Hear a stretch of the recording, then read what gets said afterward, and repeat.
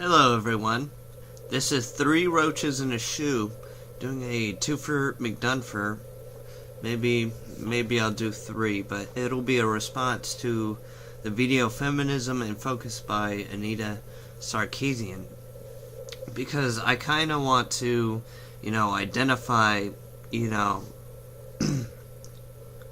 the original intentional feminists from the pseudo-feminists that are in Toronto, because there have been a lot of complaints that the genders are separated in places like Toronto and even Japan. But the herbivore movement, I don't think it's because of feminism. The MGTOW movement, which isn't about feminism, is just about they're identifying this common culture that a lot of females follow, and they're driven away from the female altogether because they don't have time to identify each individual culture, so they put all these women into this one category. Like the pseudo-feminists from Toronto are, projecting this false reality that every male is following this specific culture of masculinity and patriarchy. They assume all males are following some element of patriarchy, though they themselves want to use patriarchy to get men to, support them in some way. And, support doesn't really have to be patriarchal, it can be mutual. But if you think of it as man and woman, male supports woman, that's patriarchy, you're wrong, because it can also be mutual. It's like friends buying a soda for friends. It's regardless of their gender, whether it's a male buying Figo for his female gigolo friend, it's not a patriarchal thing. They're friends. It's not because he's a man or that she's a woman. So this video will be a response to Anita Sarkeesian, which people think is a radical feminism, and I wouldn't know because I haven't seen enough of her videos.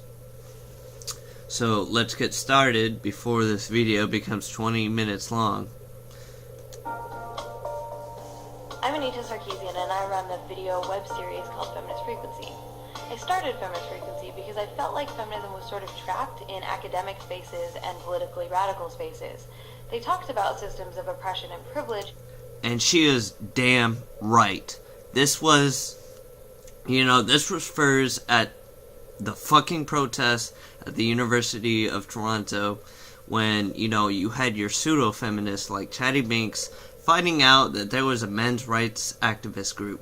They heard the word man and they freaked the fuck out because it had the word man. And that's not what feminism is all about. So Chatty Binks, what are her views? Is she a pseudo-fem or is she a real feminist? Let's continue. Just political radical spaces, academic spaces. It's the universities. What are these university students doing? They learn one little thing about politics, and then they suddenly think they know this whole spectrum of social and economical politics, that they fail to understand that in countries like Canada and the United States of America, you have this freedom of individual culture. So there's subcultures, there's culture. Not every male, not every female is going to follow a general culture. Let's continue. But it was in this language that was really hard to understand, and I wanted to create a space where feminism was easy to engage with in an accessible way. That's right, everyone. These pseudo-feminists and MGTOW, their reasoning is hard to define. It's hard to analyze. It's hard to see why pseudo-feminists are totally against the patriarchy. Like, the patriarchy is a whole bad thing. But when we look at a functioning nuclear family, and I mean functioning as in you have the male who's the head of the household, the wife who child rears, and you have the children which the mother and the father can raise. And then you have deviance from social roles, because you could have the male raising the children just as much as a female. That would be a deviance from the common culture. Even though it's a patriarchal relationship, there's no oppression. Because he's not treating her as a servant or a maid. They've mutually agreed, different responsibilities in the marriage.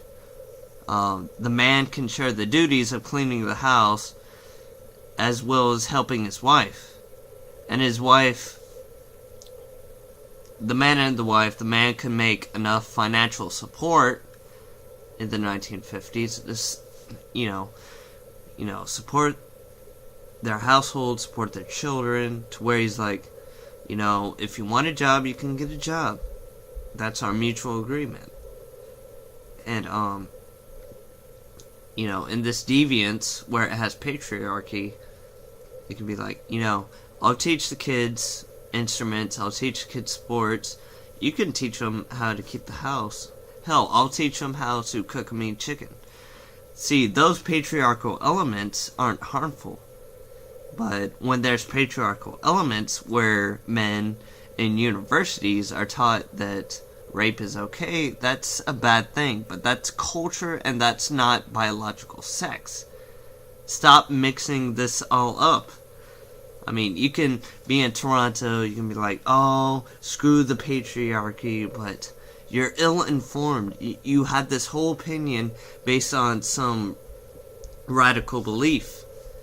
So, let's see. I think that popular culture is a common language that we all speak. Popular culture. She's referring to common culture that males and females, that a small, not even a small population, just a good number of males and females that follow some common culture or popular culture that has some patriarchal elements or even matriarchal elements. And you're leaving out the middleman. The middleman is following a culture of elements of mutual relationships and equality. And there's the middle woman that believes the same thing. And these two people, they meet each other. They have the coolest relationship ever. Because they're functionalist. He's like, yeah, I'll do the dishes and laundry. I love doing that. Oh, I love cooking. We just had a kid. I can't wait to teach him, piano. And you can teach him what you want to teach him. That isn't patriarchal, it's mutual agreement. And that is, one thing about pseudo-feminism, or radical feminism, or feminazis, or extremist feminism, and the MGTOW and the sexist. Doop-a-doop-doo-doop-doo. Oh, citation, Muriel Rukeyser. I think that popular culture is a common language that we all speak. The poet Muriel Rukeyser wrote that the universe is made up of stories, not of atoms, and I really like that quote because I feel like pop culture is one of the ways that we learn about ourselves and the world around us. There's often pop culture. What pop culture? Are you talking about mainstream culture in like America or Canada that common people follow because they don't want to be creative or critical and see that they have this freedom of individual culture to where they can be unique in their own way? Is it the general person that sends a card, a Christmas card or an Easter card or Happy Mother's Day card, common traditions like that in a general culture, which would make sense because with pseudo-feminism and MGTOW, they're putting males and females under this label that they're following a certain culture and practice. With MGTOW, women are going to manipulate pseudo-feminism. The male is gonna rape you or some stupid shit like that. lot of hostility towards watching TV, like it's this big, bad, horrible thing that's going to warp our brains. But I don't think that's true. I'm a fan, and I love stories, and part of being a fan for me is to enjoy and celebrate characters and stories and programs that I love, while simultaneously being critical of the myths and representations that the media can perpetuate.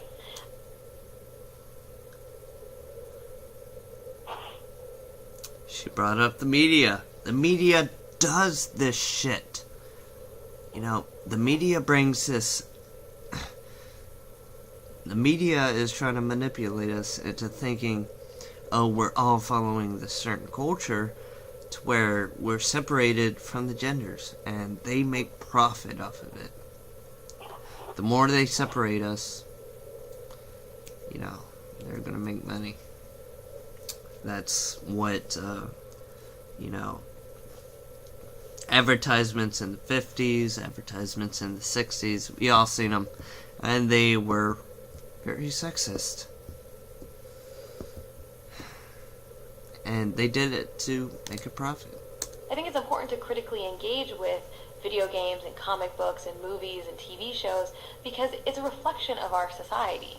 I think that there's a lot of negative stereotypes and stories in the media that work to amplify and perpetuate oppressive social norms. Oh my goodness. And people are saying she's a radical feminist, but she brought up that point.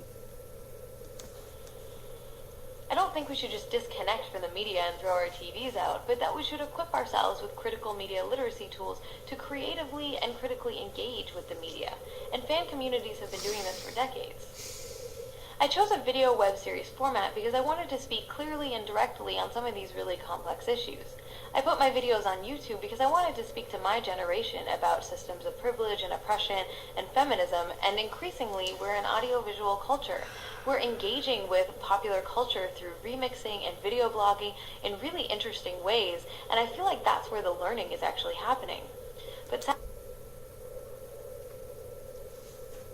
And, you know, I'm not going to start a Kickstarter program to where, hey, I want to start this web series where I rant about my, you know, perspectives and raise over, you know, hundreds of thousands of dollars to make videos that piss people off.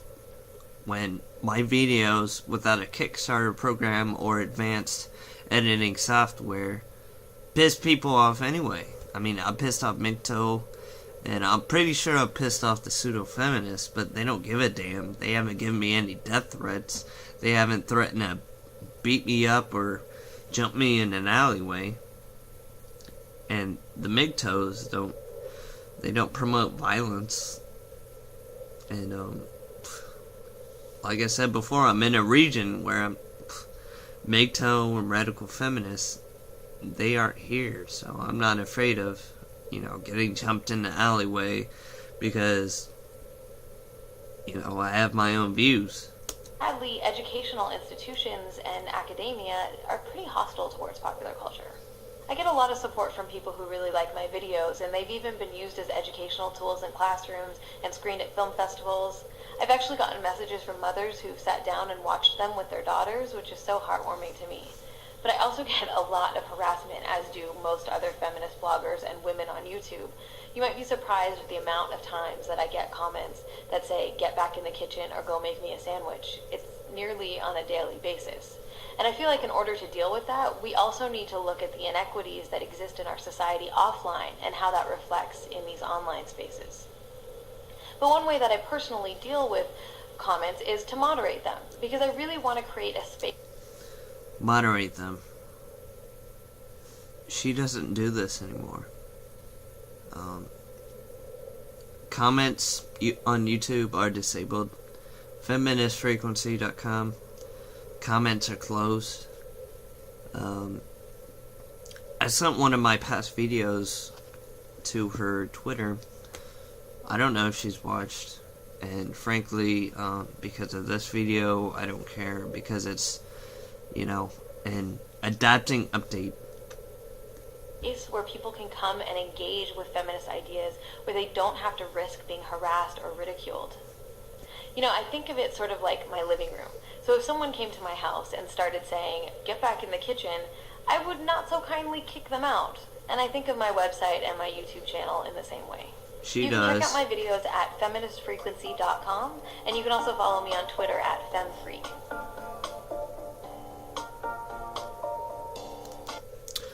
Alright, so that was the video. So, definition of feminism: belief in or advocacy of women's social, political, and economic rights, especially with regard to equality of the sexes.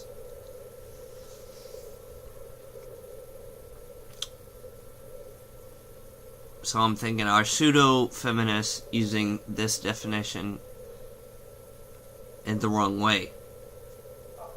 Are they using it to attack the males in such a weird culture that they turn males away? I mean, it isn't totally feminism that turned MGTOWs away from women. I mean, MGTOWs are not necessarily separated from women. Not all MGTOWs separate themselves from women. It's just, they're trying to find, they might try to find a woman who doesn't follow, like Anita said, a popular culture. They want, or they might not want, but there might be a female that follows, her own subculture. Just like men can follow their own subcultures. And every male and female is different. And pseudo-feminists want to blame that Y chromosome and MGTOW.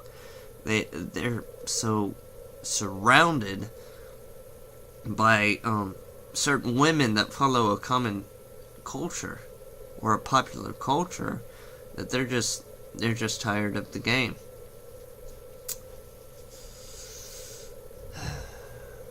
So that's feminism. It's just social, political, and economic rights for both genders. Fair game. They're trying to get rid of the unfair patriarchy. I mean, when a man is married to a woman, it isn't necessarily a patriarchy or a harmful patriarchy. It could be a mutual relationship. But if a man does laundry for his wife, he's not being a mangina. He's in a mutual relationship. I think you get the point. And again, too long didn't watch. Damn it. Shout outs. I guess shout out to Anita Sarkeesian for this video, sorry. Because I didn't really see any elements of pseudo-feminism in this video. I really didn't. Maybe it's because I didn't want to be so egocentric. But anyway, thanks for watching. Let's see. What else? That's it. 18 minutes. Sorry. Not sorry.